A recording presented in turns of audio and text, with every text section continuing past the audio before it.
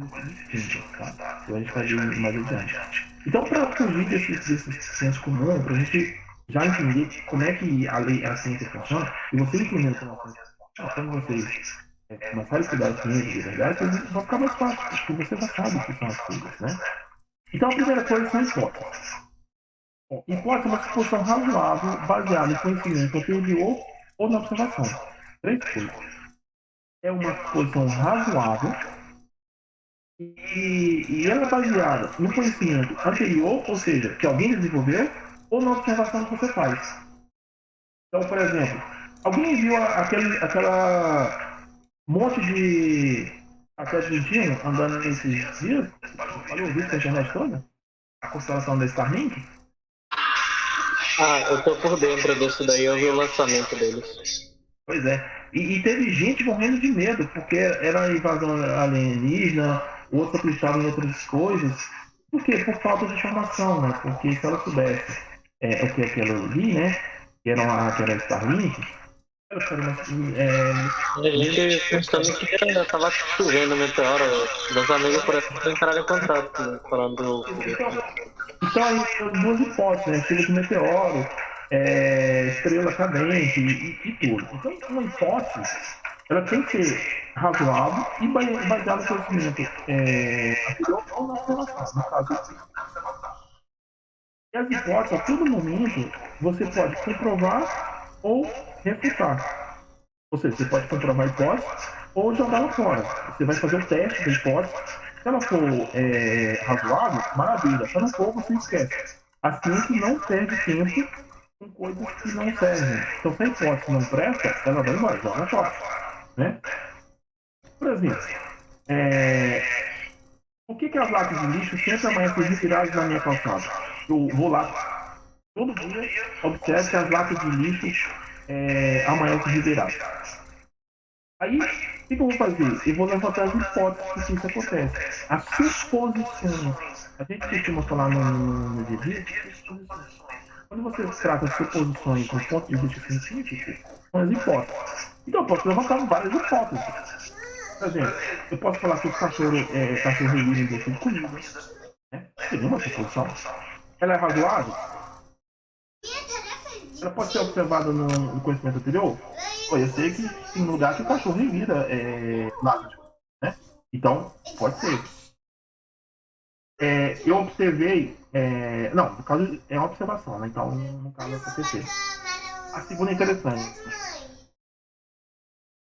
Os ursos pardos as reviram em bolsa de comida. É plausível isso ou não? Agora peguei. A primeira, beleza. É plausível. E a segunda é plausível? Os ursos pardos as reviram em bolsa de comida.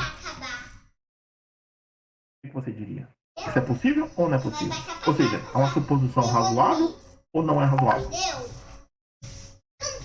É você falar? Depende. Aqui no Brasil é absurdo, já que não temos ursos pardos soltos. Mas se você for para os Estados Unidos, em certas regiões, é totalmente plausível. Então a hipótese, ela pode ser plausível em determinadas condições, em outras não. Vai depender dessa situação. Né? Então, acontece isso. E a terceira? Os ETs as reviram para saber o que comemos. Essa aqui não é razoável. Né? Até onde sabemos, não tem ETs revirando lata de comida na Terra. Então, a primeira, para nós, ela é totalmente plausível. Tá? A segunda, para nós brasileiros, ela não faz sentido. Ou seja, é descartada. E a terceira, descartada. Então, dessas três hipóteses, se a gente morar aqui no Brasil, somente a primeira é plausível. O restante não é. Tá? Mas nos Estados Unidos, a primeira e a segunda seriam plausíveis. Então, a hipótese é isso. Então, o que faz? Você testa a hipótese. Se ela for plausível, beleza. Se ela não for, você descarta. A todo momento você pode levantar a hipótese. Alguém já assistiu o Dr. House? Dr. House é um método científico nu e cru. Se você quer entender como a ciência funciona, olha o Dr. House. Ele escreve no quadrinho lá, toda vez, as hipóteses. Assista pelo menos o episódio. Depois ele vai descartando as hipóteses. Ele vai testando e vai descartando. A ciência funciona dessa maneira. A segunda coisa que eu ia falar para vocês sobre lei. Né? As leis científicas são sempre verdadeiras. As hipóteses podem ser verdadeiras ou falsas. As leis são sempre verdadeiras. Por que as leis são verdadeiras? Elas jamais podem ser mostradas erradas e são aceitas como sendo universais. E são pilares da ciência. São as leis que regem a ciência no... Né? E comumente essas leis são expressas por equações matemáticas. Então, lei é lei. Então, por exemplo, quando eu falo lei da gravidade, você não precisa testar a lei da gravidade. Eu vou pedir para levantar a hipótese. A gravidade existe. Se eu solto o objeto, ele vai cair pronto, ele vai cair para baixo. É uma lei. Tá bom, né? Ok. A primeira lei da termodinâmica diz que a energia é a quantidade de calor no trabalho realizado. Também é uma lei, ela é verdade em si. Outro exemplo é a lei dos gases ideais, que PV igual a NRT. Então, tem lei que não precisa expressão matemática? Precisa, tem. Tem lei que não precisa, mas muitas delas são expressas por equações matemáticas, tá? Então, lei é a única aqui do que a gente está discutindo, a única coisa que você pode dizer é a verdade absoluta ou a verdade em si são as leis. As hipóteses podem ser verdadeiras ou falsas. Aí o problema maior é a teoria, né? O que é uma teoria? Ora, uma teoria consiste em um conjunto de hipóteses que foram suportadas em testes repetitivos. Então, uma teoria ela é sustentada por hipóteses. São as hipóteses que sustentam a teoria. Ora, como a hipótese, a todo momento, ela pode ser verificada falsa, né? Então, pode ser que a sua lei ela tenha que ser descartada. Uma lei ela está sempre em processo de discussão. E quanto mais hipóteses favoráveis tiver para a sua lei, mais forte é a sua lei. Professor? Oi?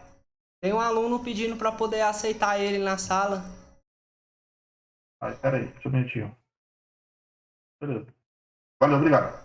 Me avisa aí porque eu não tá aparecendo. Se eu tivesse feito um celular aqui, seria melhor. Acho que eu vou por aqui. Vou dividir minha tela aqui, peraí.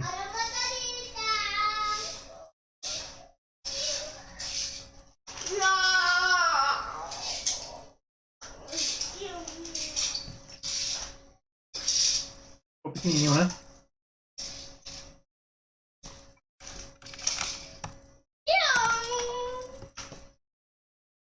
Tem mais lá no seu quarto.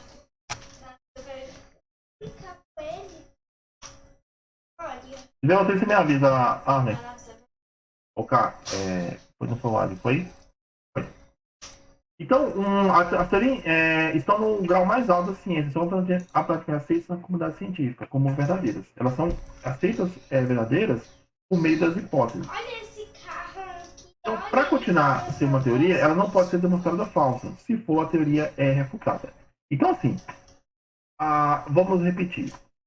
Hipóteses, elas são testáveis. Se elas forem verdadeiras, descartam e vem a próxima. Lei é uma verdade em si. A lei, ela existe na natureza. Esse é o negócio. A lei, ela existe na natureza. Já as hipóteses e as teorias, não. As teorias, elas são sustentadas pelas hipóteses. Então, quanto mais hipóteses tiver a favor da teoria, melhor. Por exemplo, você pega a teoria do Big Bang. Quais são as hipóteses que reforçam a teoria do Big Bang? O universo está expandindo. Isso foi descoberto em 1964. Em 1934, 33 pelo Hubble, expansão do universo. A radiação cósmica de fundo foi descoberta em 1964. Então tem várias hipóteses que foram confirmadas que reforçam a teoria do Big Bang. Ela é uma teoria forte? Não são. Existem teorias mais fortes e teorias mais fracas. As teorias que explicam a evolução do universo, elas não são teorias muito consolidadas. Mas, por exemplo, você tem a teoria da gravitação, que é uma teoria muito consolidada, ela é muito forte, porque ela tem muitas hipóteses a favor dela. Então, eu costumo dizer que a teoria ela não é verdadeira em si, porque ela depende das hipóteses. Então, uma teoria, na verdade, ela nunca é verdadeira, ela depende da hipótese. Por exemplo, a teoria da gravidade. Quando Quando a gente passou do geocentrismo para o heliocentrismo, por que o geocentrismo caiu? Sendo que era uma teoria que explicava razoavelmente as coisas. Porque surgiram evidências que a teoria do geocentrismo não explicava. Por exemplo, o periélio o trânsito de Mercúrio, por exemplo, não dava para explicar o geocentrismo. As fases de Vênus não davam para explicar pelo geocentrismo. Ou seja, se a minha teoria não consegue explicar certas observações, ou ela está incompleta, ou ela está errada. Aí o que faz? Surge uma nova teoria. Essa nova teoria, ela pode complementar a teoria anterior ou descartar. No caso da teoria da gravidade, do geocentrismo, ela foi descartada. Entrou o geocentrismo, depois entrou a teoria da gravitação de Newton. Aí foi confirmada. Em 1915, o Einstein lançou a teoria publicou a teoria da relatividade e ele reformulou a teoria de Newton, mas nesse caso ela não foi refutada. No caso, o Einstein explicou que a teoria da gravitação de Newton, na verdade, ela se encaixava dentro da teoria da gravidade. Não foi um caso de descarte. Então, é isso. Uma teoria, ela tem seus altos e baixos. Se a qualquer momento surgir evidência que aquela teoria não explica, então, ou tem que reformular a lei, ou tem que descartá-la. É assim que funciona. Então, você bateu o pé. Ah, isso está provado cientificamente, né? Isso é meio duvidoso. O que é provado cientificamente? Porque no momento você pode ter uma hipótese. A teoria da gravidade é um belo exemplo. A gente fala aqui de teoria, tá bom? Então, só para reforçar, eu tenho lei, eu tenho hipóteses que podem ser testadas, ser refutadas, eu tenho as leis que são verdades em si, e eu tenho as teorias, que elas podem ser demonstradas falsas ou não, tá? A única que é verdadeira são as leis, as hipóteses e as teorias não são verdadeiras em si. Tá bom? Então, era isso a parte que eu ia falar sobre o processo de você entender como a ciência funciona. Porque baseado nisso, a gente vai voltar a falar nisso, tá? Mais adiante, em alguns que a gente vai falar de algumas leis e teorias, ó, gente, essa teoria aqui diz isso, isso, baseado nisso, isso é uma lei tal, tal. Porque quando a gente chegar na segunda lei da termodinâmica, a segunda lei da termodinâmica prevê a morte térmica do universo. E aí, como é que fica a história? Como assim? Uma lei prevê, não é a teoria, é a segunda lei da termodinâmica. E olha a diferença entre se fosse a teoria prevê a morte térmica do universo? Não, totalmente questionável. O que está falando? Mas a segunda lei da termodinâmica, ela diz que o universo vai morrer frio. E a lei é verdade em si. E agora, como é que fica a situação? Mas se morrer frio, isso é bilhões e bilhões de anos para frente, tá? Nós vamos chegar nesse conteúdo mais adiante e vamos falar. Professor, Oi? meio que tá um pouquinho errada essa afirmação sua, porque, tipo assim, meio que ele não vai ser frio, ele vai estabilizar. Tipo, tudo e qualquer coisa que existe vai ficar com a mesma temperatura. Mas, Né? É sim, relativo. mas essa temperatura é muito baixa, né? Não tem condições de ter vida nela. O que você falou está correto. Mas o problema é que essa temperatura é muito baixa. Porque como a segunda lei dinâmica prevê que parte da energia produzida ela vai sendo transformada em energia que não é mais reaproveitável, ou seja, a entropia, né, vai chegar a um ponto que você não vai ter mais energia para gerar síntese nuclear nas estrelas. Então todas as estrelas vão morrer. Olha, e o universo já é frio por si só. Aliás, o universo é frio, escuro e vazio, né? E não tendo as estrelas produzindo energia, então praticamente a temperatura. Por isso que eu falo que vai morrer frio.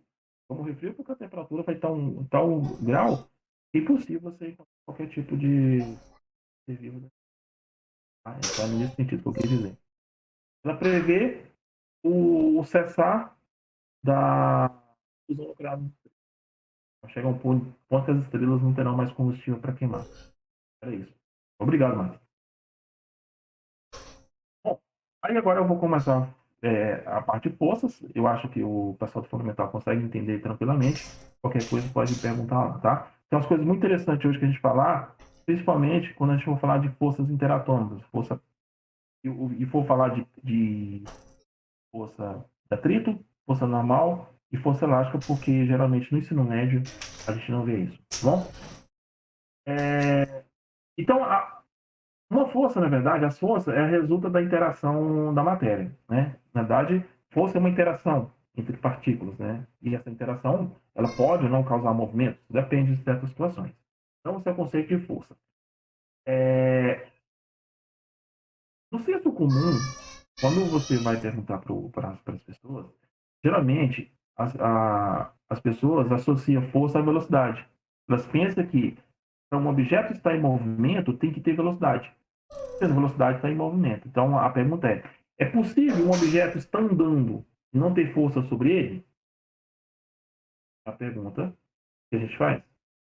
E geralmente a resposta é não. Geralmente a resposta é no sentido de que um objeto só anda se tiver uma velocidade. Só tem uma velocidade se tiver uma força sobre ele. Mas na verdade, não é bem assim. A força, ela depende da aceleração. Bom, o que a gente vai falar é isso aqui. Depois eu vou passar para vocês, deixar eu começar a entrar nessa parte, para a gente estudar um pouquinho disso aqui, tá? Então, o que a gente vai falar hoje são das leis de Newton, né, propriamente dito. Então, primeiro, o que é inércia?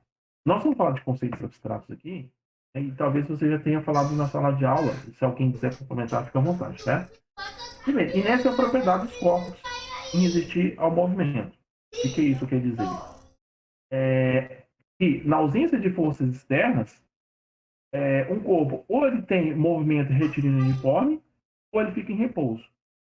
Então, você pode resumir, uma das melhores explicações para a primeira lei da inércia, né, a primeira lei de Newton, é exatamente essa.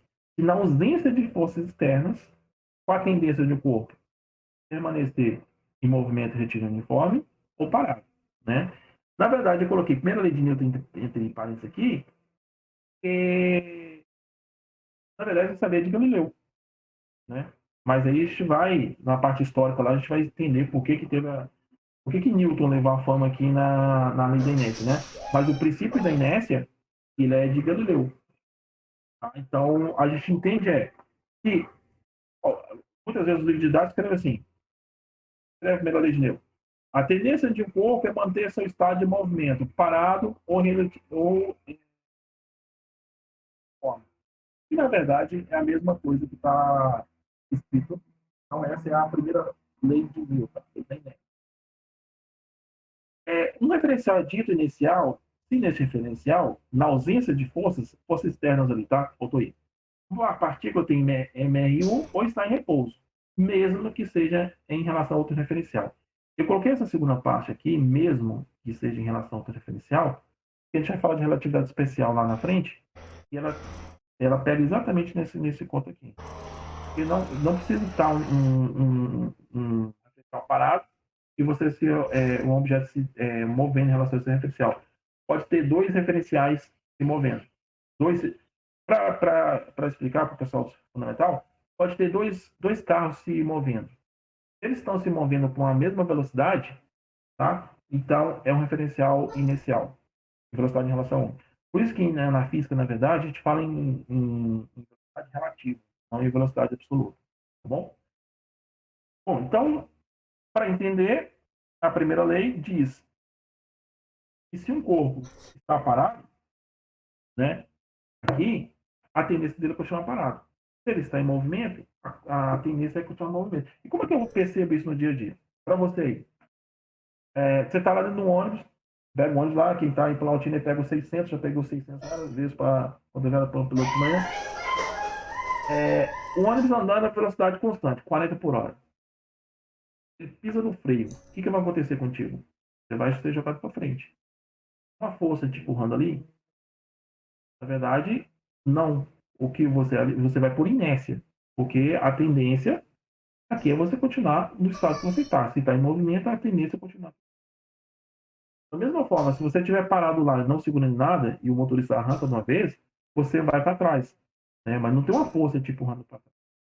Na verdade, ali, o que tem é a tendência do teu corpo, né? É continuar naquele estado que você está, que agora é parado. Então, é movimento retilíneo uniforme ou parado. Quando se faz uma curva, a mesma coisa, né? A gente está falando agora nisso, tríplica.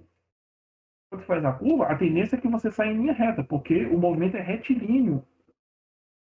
Então, a tendência natural é movimento retilíneo uniforme, ou seja, movimento em linha reta com velocidade constante ou ficar parado. Essa é a primeira lei de Newton. Tá? Nós temos uma coisa interessante que é o conceito de massa, que é bem complexo. E a gente não vai terminá-lo hoje. Eu vou dar uma palhinha para vocês. Nós vamos falar sobre o conceito de massa lá quando a gente falar de relatividade especial. Então, massa é um conceito fundamental, ele não depende de outro conceito. O fundamental aqui quer dizer que ele é um atributo, ele não depende de outra coisa, depende só de si só, né?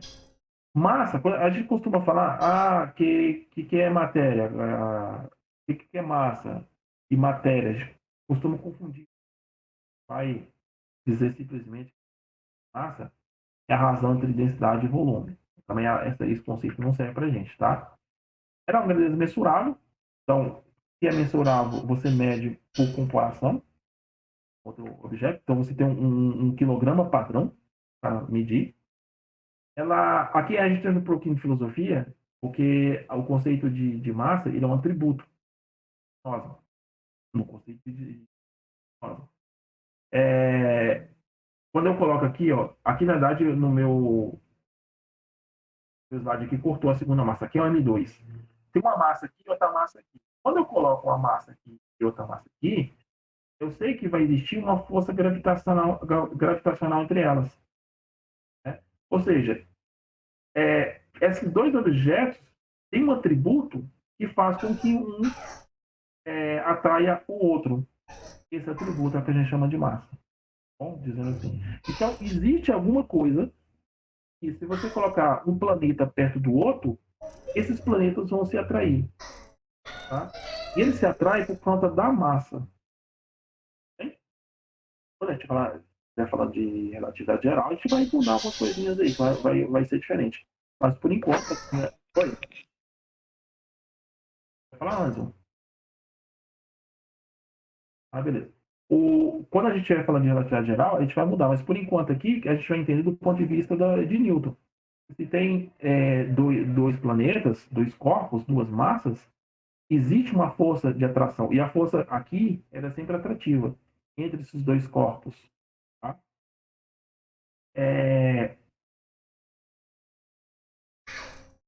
Bom, é meio abstrato quando a gente falar isso, mas a gente vai tratar mais adiante. Mas aqui a gente tem uma maneira mais legal de entender. Podemos dizer que massa é a medida numérica da inércia? Veja, essa massa aqui ela está relacionada à gravidade. E a massa ligada à inércia para você romper um carro? Olha só. Aí você tem que empurrar um carrinho aqui. Então você tem que fazer uma força para tirá-lo, para romper a inércia dele. Pois não, quem levantou a mão, não vi aí. Alguém levantou a mão? Não cheguei a ver. É o Caio Lucas Rodrigues. Quer falar, cara? Pode falar. Gente, pode fazer qualquer pergunta, tá? Vocês estão muito caladinhos. Qualquer um que vocês tiverem, pode fazer. Quer perguntar, Caio? Eu acho que ele levantou a mão sem querer. Ah, não, beleza, tranquilo. Então, assim, você tem que empurrar um carro. Ótimo. Você uma pessoa adulta, consegue empurrar um carro tranquilamente. O carro é pequeno. Ele está na horizontal. Tá? Ele está na horizontal, não está na descida. Professor, Oi. eu não entendi muito bem essa primeira parte. Eu fiquei confuso. Então, é o Caio, né? É assim, Caio. Por que a Lua gira em torno da Terra? Você sabe? Por causa da gravidade. Isso. E o que causa essa gravidade? O que tem nesses corpos? Eles têm uma massa que se atrai. Então, você pode dizer, entre aspas, aí, que a gravidade, ela é devida a... Essa força de atração é devida também à massa entre eles. E quanto maior a massa entre eles, maior essa gravidade, essa atração gravitacional. Entendeu? Quis dizer. Talvez o de baixo você entenda melhor, porque esse conceito aqui ele é um pouquinho mais complexo, mas o de baixo é muito mais fácil. Por exemplo, Caio, se você tem que empurrar um carrinho pequeno, é muito mais fácil que você empurrar um bitrem, concorda? Por que você não dá conta de empurrar um bitrem? Porque a inércia dele. Ele está parado. Imagina que esse carrinho esteja parado. E você tem que colocá-lo em movimento. Ou seja, tem que romper a inércia dele. No segundo, é um bitrem. Você tem que romper a inércia do bitrem. Você acha que um ser humano adulto dá conta de empurrar um bitrem na horizontal? Não, Por quê? Porque tem muita massa. Ele é pesado, tem toneladas. Isso, ele tem muita massa. Ele falou corretamente, tem muita massa. Ou seja, se ele tem muita massa, ele tem muita inércia. Ou seja, colocar em movimento é muito difícil. E quanto maior a massa, maior a inércia. Entendeu? Então você pode dizer que massa é o quê? É a quantidade de inércia. é. Então é isso que a gente vai falar. É uma suposição Professor, bem razoável. tipo assim. Desculpa, vou terminar de falar. Não, Não, é porque o que eu ia falar é que, tipo assim, não querendo contrariar o senhor, mas, tipo assim, pelo fato dele ter as rodas, isso daí não meio que diminui um pouco o atrito, fazendo com que a inércia dele, a força necessária, a força de trabalho necessária para movimentar ele não seria menor? sim, exatamente, Max. Não contraria o que está dizendo. Inclusive, que se você tirar as rodas do carro, nenhum carro você consegue empurrar. Isso, Mas é real. o que eu estou dizendo aqui, ó, que você consegue empurrar o carro, mas o bitrem não. Mesmo na horizontal. Esse a gente pode empurrar, nós somos mais adultos, mas esse a gente não consegue, porque esse aqui, para romper a inércia dele, é muito difícil. E tem muito inércia. É como se fosse a mesma coisa, tipo assim, colocar um bitrem na descida e tentar frear depois, não é impossível. É, porque se você parar para pensar, o atrito, por ele ter mais massa, faz com que a roda tenha mais atrito dele no chão por causa do peso dele sendo puxado pela gravidade. Então meio que isso daí aumenta também faz com que fica mais difícil dele se movimentar por causa do atrito. Ou seja, a relação peso e massa, no caso, é... Desculpa, professor, não queria complicar muito a sua aula. Não, pode falar, tá tranquilo, Max, tá entendendo? Tranquilamente. É por isso que a gente vai fazer, Max. A gente vai fazer a decisão depois, que aí ia ficar. Aí a gente adequa a linguagem. Você também que eu tô Sim. pegando a linguagem mais simples. Apesar de eu estar no 9º ano, eu sempre pesquiso muito sobre essas coisas. Então, Então, não. Então maravilha. Então, Max, é o seguinte, o que você falou aí tem razão. Mas vamos considerar sistemas ideais. Né? Mesmo se você pudesse desprezar o título, que não existe isso, o carro aqui ainda seria mais fácil colocar em movimento do que o bitrem. sim, ele ainda ia requerer menos... Porque vai requerer menos força para colocar em movimento que o bitrem, porque o bitrem é maior, ele tem maior massa, ele tem maior inércia. É nesse ponto que eu queria chegar, beleza? Sim. Não, mas pode perguntar, Max. O Max, tá massa aí. A ideia é essa, tá? Trocar ideia. E não fique preocupado, vou contratar o professor. Eu não sou dono de verdade, tá? Eu sempre trabalho nisso ali. Quem foi meu aluno nem sabe disso. Ok? Beleza. Ô, Caio, ok? Entendeu? Professor, só mais uma coisinha. Em relação aqui à aula no Meet, quando ela acabar, o senhor vai simplesmente sair da aula ou a gente pode trocar uma ideia, tipo, conversar com os alunos um pouco fora do tema da aula? Pode Ok. falar, tranquilamente, tá? Vai bater um papo aí. E aqui eu só tô dando uma palhinha de algumas coisas, viu, gente? Não é... Porque senão eu entro em conteúdo dos professores na sala de aula, minha ideia não é essa, né? Então, para que serve a segunda lei de Newton, né? Na verdade, quando a gente escreve a segunda lei de Newton, o que a gente quer fazer é dizer qual é a trajetória do objeto, sabendo as condições iniciais. Então, para o pessoal dar mais adiante, mais para nossa série. Mano, é assim. Um avião pega um voo e ele quer saber onde ele vai estar daqui 40 minutos. Para ele saber disso, ele tem que saber qual é a posição dele atual, qual a velocidade dele, quais são as forças que agem sobre ele. Aí o computador sozinho ele faz esses cálculos. Nota que eu estou fazendo aqui de uma maneira simplória. Mas os computadores fazem isso. Sabendo a velocidade dele, sabendo a posição inicial e tendo as equações, ele consegue prever onde ele vai estar em qualquer momento. Consegue fazer esse cálculo. Então, a segunda lei de Newton, né, ela serve, vamos dizer, entre aspas, para prever o futuro da posição de um objeto. Então, é a trajetória. Eu quero descrever a trajetória de um objeto, né? Sim. Uma coisa muito interessante, eu não sei se foi o Newton que falou isso, mas tipo, eu lembro de um cientista que uma frase muito famosa de um cientista que dizia: se eu tiver a posição e a velocidade de todas as moléculas que existiam antes do Big Bang, eu posso prever todo o futuro, passado e presente. Exatamente, Max. Mas isso aí, numa visão clássica. Porque quando a gente vai para a visão quântica, aí esse mundo acaba. Porque aí a gente vai cair, porque a gente sai de uma previsão determinista, ou seja, na mecânica quântica, isso não é suficiente, eu saber a posição e a velocidade. A gente vai discutir isso mais adiante. Tá bom? É bem interessante isso aí. Muito massa. Bom, a segunda lei de Newton só é válida para referenciais inerciais. Ou seja, referenciais que se movem com velocidade constante em relação ao outro. Ela não vale fora disso. Fora disso, nós vamos ter as forças de inércia. A força centrífuga, força de Coriolis, outros de força. Tá? A gente vamos ter uma aula só para força de inércia mais adiante. Então, segunda lei de Newton vale para as situações quando você tiver em movimento retilíneo uniforme, né? Você tiver no referencial inercial. Então, a segunda lei de Newton diz o seguinte: o Caio que falou do bitrem descendo a ladeira, Caio? Se não me engano, foi Não, fui eu. Enzo. Aí, Enzo, aqui, ó. Para você parar um objeto, você tem que romper a inércia dele, né? Então, imagina. Agora, se a gente botar naqueles carrinhos lá, se o carrinho está em movimento, você começou, vamos dizer assim, que está um pouquinho inclinado. Aí começou a descer, eu já vi pessoas fazendo isso. Vai lá e empurra o carro para ele não descer. Ou seja, ele quer romper a inércia dele, ele quer manter ele no estado que ele está lá. É fácil. Então, o bitrem não consegue. É muita. Aí atropelar ele. Exatamente, né?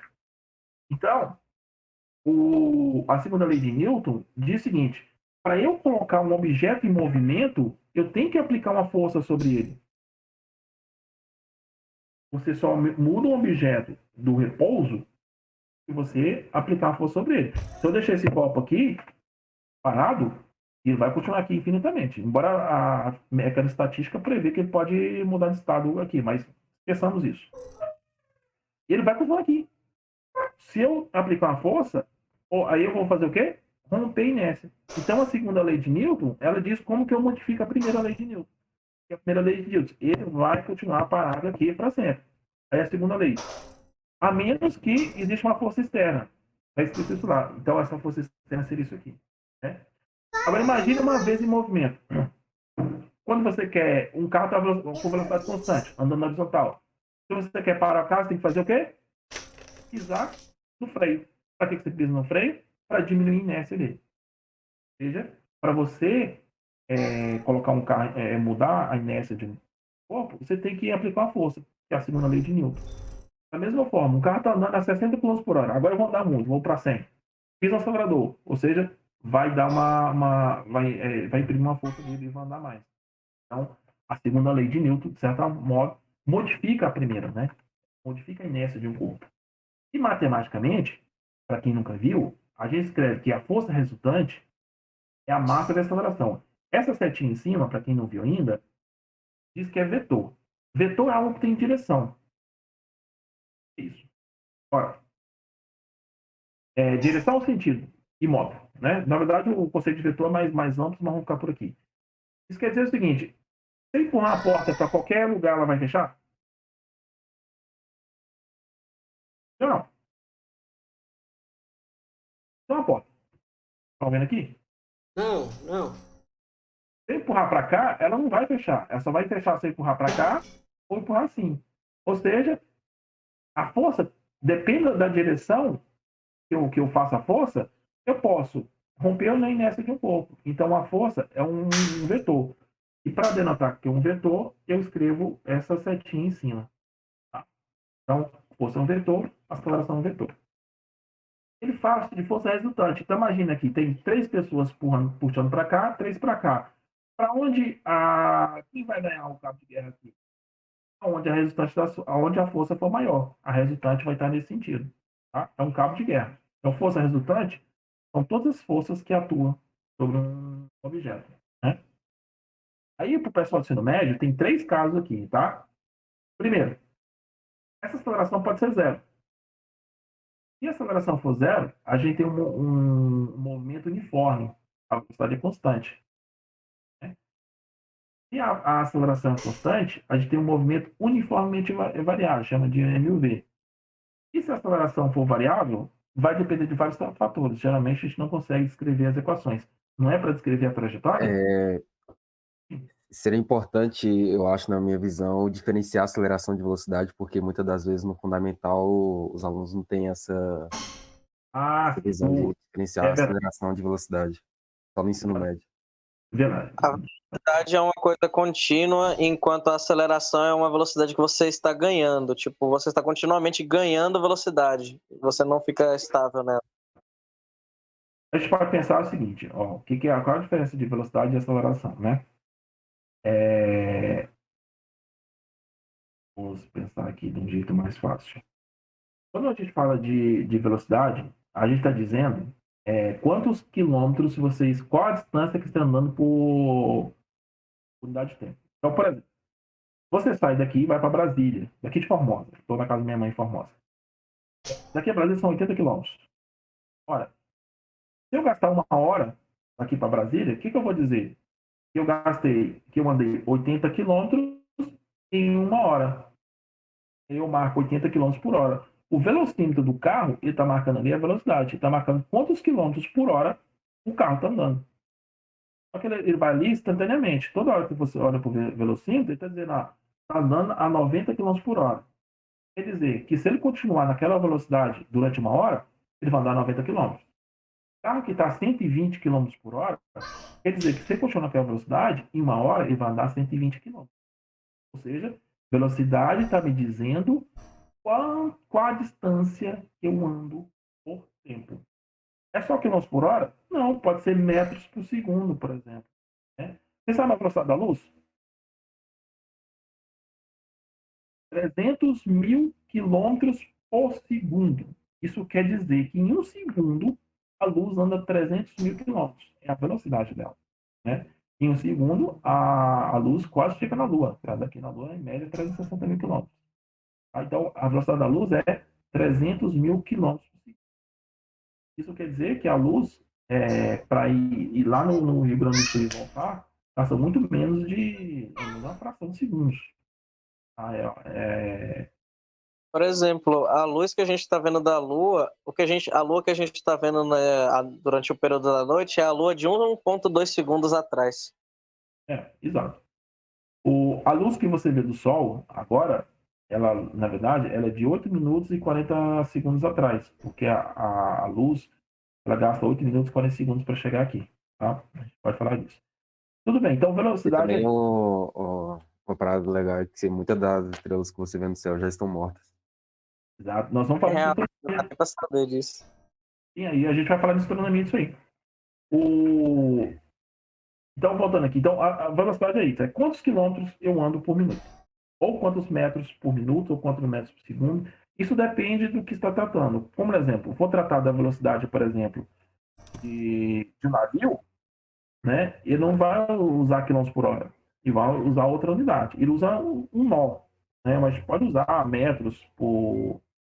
Na real, não, por causa que eles não são questão de distância, tipo quilometragem ou metros ou milhas, eles não costumam utilizar isso para marcar velocidade, pois o meio em que eles estão sendo transportados, tipo, num veículo, por exemplo, ele é solo.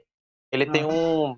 Então, o terreno que ele está andando é sempre variável. Então, isso faz com que eles tenham que utilizar uma medida menos, vamos dizer assim, menos precisa em relação de distância e mais precisa em relação de velocidade, e não por distância percorrida, vamos dizer Exato. assim. Aí É meio eles, complicado para explicar, é porque eu bem não cheguei a complicado. aprofundar muito.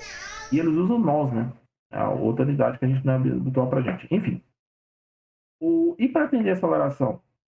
Aí a aceleração, ela era responsável pela mudança de velocidade. Velocidade é qual a distância que um anda por unidade de tempo. E a Professor, que hora aceleração, que vai acabar? Porque eu vou ter que sair daqui a pouquinho. já já eu concluo a parte do vídeo que vocês querem assistir, aí vocês estão tranquilos, pode se liberar do resto, pode continuar, tá? A aceleração, ela é responsável por mudar a velocidade. Então, por exemplo, estou a 20 km por hora. É bem devagarinho, né? Ah, não, meu carro é potente, eu quero 80 km por hora. Então, eu tenho que mudar essa velocidade de 20 para 80. Então, eu tenho que pisar no acelerador. Eu tenho que imprimir força. Quando você pisa no acelerador, você imprime força no carro. Aí ele vai mudar a velocidade. Quando você pisa no freio, você muda a velocidade também. É uma desaceleração. Então, a aceleração é responsável por mudar a velocidade. Tudo bem? Acho que ficou mais fácil agora. Ok? Vamos lá. A terceira lei de Newton. Os corpos interagem por si por meio de forças. Sabe disso? A força é a interação entre os corpos, né? E essas forças aparecem sempre aos pares. Sempre de um corpo para o outro. E a terceira lei de Newton diz o seguinte: a cada ação, ou seja, a cada força, existe uma força quase igual. A questão é por que ela não é igual? Porque ela tem a mesma direção, tem o mesmo valor, só que o sentido oposto. Ó. Então se você empurra a parede te empurra. É ação-reação. Se você dá um murro na parede, né, você vai receber a reação proporcional à força que você colocou. Mais forte você bater na parede, mais vai doer sua mão, porque maior vai ser a reação. Você pode passar a mão na parede devagarinho que não vai doer, mas se você bater forte, vai doer. Por causa dessa reação. Tudo bem? Esse é o princípio da ação-reação, terceira lei de Newton, né? Aqui que eu queria mostrar para vocês os videozinhos, tá, Enzo? Aí, ok. O primeiro deles é esse aqui.